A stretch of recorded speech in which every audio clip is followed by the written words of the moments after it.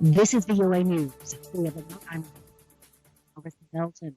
Spain declared a national state of emergency on Sunday to tackle a second coronavirus wave as the World Health Organization reported a third straight day of record new infections around the world. The WHO has warned that some countries are on what it calls a dangerous track, with too many witnessing a huge increase in cases, and the UN agency called on countries to take further action to curb the spread of the disease. In total, WHO figures showed that over 465,300 cases were declared on Saturday alone, half of them in Europe.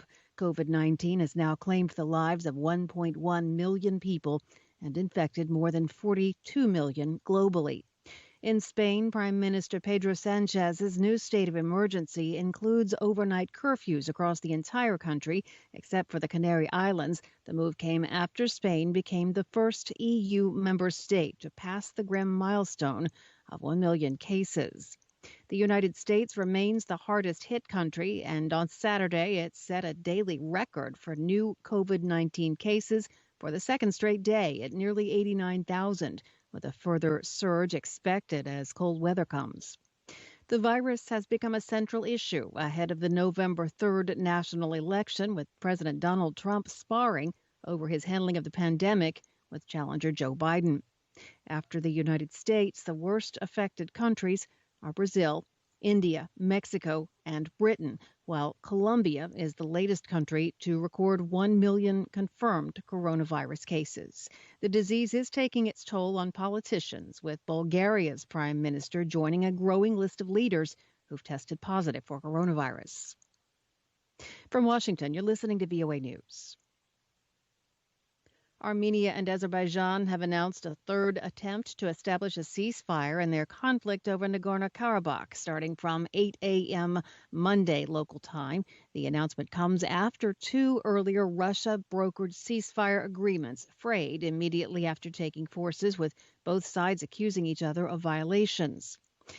The new agreement was announced Sunday night in a joint statement by the governments of the United States, Armenia, and Azerbaijan.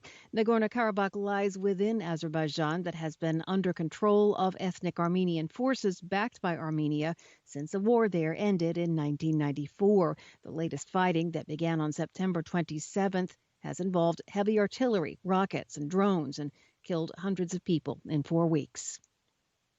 A key al-Qaeda leader has been killed in Afghanistan's eastern Ghazni province by Afghan forces. Abu Muhsin al-Masri was an Egyptian national believed to be the group's number 2 in the Indian subcontinent. He was wanted by the United States for providing support and resources to a foreign terrorist organization and plotting to kill U.S. nationals. That's according to the U.S. FBI. The Afghan government on Sunday accused the Taliban of still keeping close ties with the Islamist militant group, despite promises the Taliban had made to the contrary. Afghanistan's interior minister said the killing of the al-Qaeda leader shows the close ties which still exist between the Taliban and terrorist groups. The Taliban's sheltering of al-Qaeda was the original reason for the U.S. invasion of Afghanistan after the September 11th 2001 attacks in the United States. In a landmark deal with the United States in February, the Taliban agreed to not allow Afghan soil to be used by foreign extremists, including al-Qaeda, in return for Washington withdrawing its troops from the country.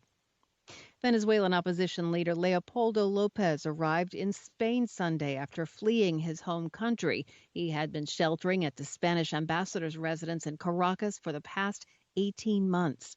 Lopez had left the Spanish embassy several days ago and crossed the border into Colombia on Friday before making his way into Spain. Lopez is a former Caracas mayor. He was arrested in 2014 when mass opposition protests began in Venezuela. He served several years in prison before being released to house arrest. He then sought refuge inside the Spanish ambassador's residence. Founder of the centrist Popular Will Party, Lopez is considered a political mentor of National Assembly President Juan Guaidó, whom almost 60 countries have recognized as the interim Venezuelan president. Via remote, I'm Marissa Melton. You're listening to VOA News.